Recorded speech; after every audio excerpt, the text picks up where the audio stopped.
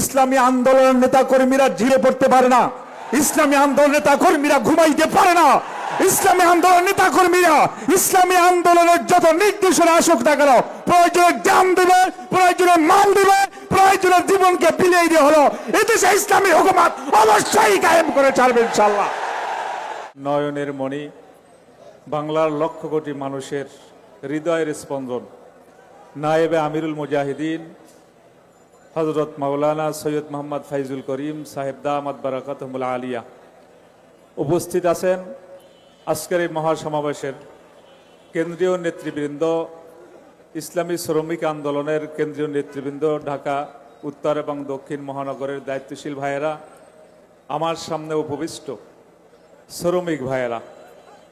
আসলে একটা কথা সবচেয়ে বড় সত্য, আজকে আমরা যারা স্টেজের ভিতরে এবং স্টেজের সামনে বসা আছি, আমাদের সকলের আজকের একটা পরিচয়, আমরা সকলেই শ্রমিক।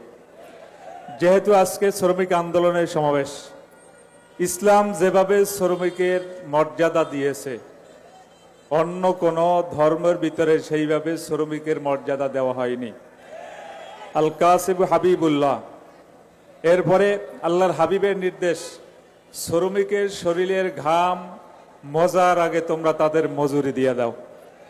যুগ যুগ ধরে আমাদের এই শ্রমিকদের ন্যায্য অধিকার ফিরিয়ে আনার জন্য আন্দোলন চলতেছে, সংগ্রাম চলতেছে, কিন্তু যেই ধারায়, যেই পথে, যেই মতে আমাদের আন্দোলন করা দরকার, আমি বলবো সেই ধারা আমরা শনাক্ত করতে আমরা ভুল করেছি। কারণ ইসলাম পারে আমাদের ন্যায্য অধিকার নিশ্চিত করতে। অন্তত পক্ষে বাংলাদেশের বেলায় আমরা বলতে পারি, শ্রমিকদের ন্যায্য অধিকার যদি আমরা বাংলার জমিনে ফিরিয়ে আনতে চাই, ইসলামী আন্দোলন ছাড়া বিকল্প কোনো রাস্তা নাই। আমরা যদি শ্রমিকদের ন্যায্য অধিকার ফিরিয়ে আনতে চাই, মহতারাম আমিরুল মুজাহিদের নেতৃত্বে ছাড়া বিকল্প কোনো পথ আমরা খোলা দেখতেছি না। কারণ এদেশের জনগণের সাথে বারবার ধোঁকা দেওয়া হচ্ছে। যখনই যারা ক্ষমতায় যাওয়ার দুঃস্বপ্ন দেখে তখনই তারা শ্রমিকদের পক্ষ নিয়ে কথা বলে, কিন্তু যখনই তারা ক্ষমতার মস্তদে বসে সর্বপ্রথম জুলুম চালানো হয় শ্রমিকদের উপরে, শ্রমিকদের অধিকারের কথা তারা ভুলে যায়, আবার স্টিম রোলার চালানো শুরু করে।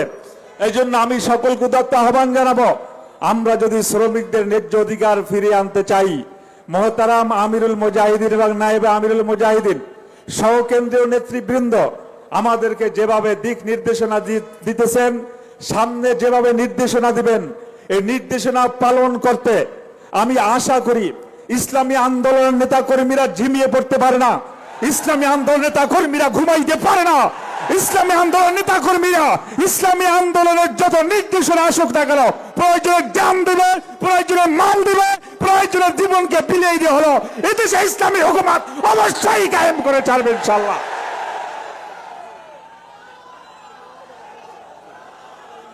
সমবেত শ্রমিক ভাইয়েরা,